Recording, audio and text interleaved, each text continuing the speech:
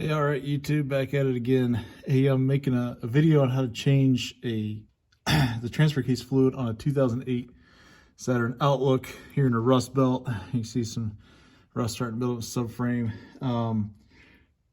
It's pretty straightforward. There's some other videos on here, and I wanted to make a follow-up video to a lot of the other videos regarding that. The Outlook, the 2008 Outlook, sorry, I'm working upside down one-handed. On the Outlook, there's this heat shield that fits up here, and I might have it upside down. Yeah, upside down. It fits up here like so, and it really makes things a total pain. There, it kind of fits up there.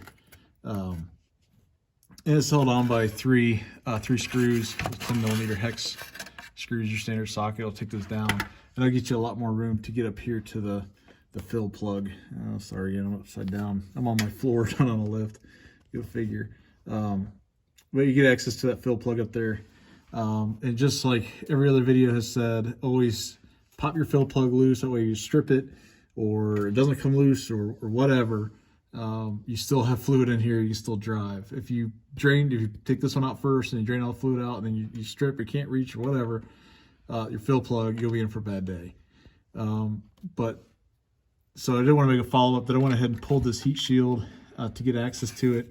Some dipshit engineer at an access hole who clearly never tried to actually put a tool up there and get that plug out. I mean, you're not getting there. Sorry.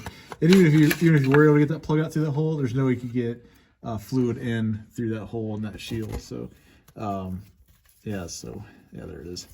And then the other reason I wanted to get a follow-up video to a lot of the other ones, everybody keeps saying that these are 10mm hex, like an Allen wrench. They are not. They are Torx T55. If you maybe the hex you can get away with it, but the Torx T55 is a much better fit. You get a lot more torque through there, and you won't strip it out. So please get the correct tool and get this Torx T55.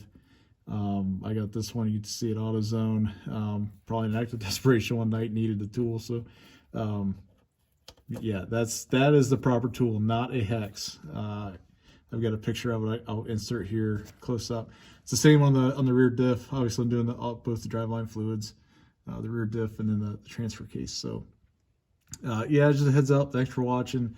Everything else is pretty straightforward. I'm going to use actually have the bagged fluid to get up here. A lot of people use pumps, which would be better. If I had a pump, I'd probably use it. I do, but it's actually full of other crap, and I don't want to clean it out.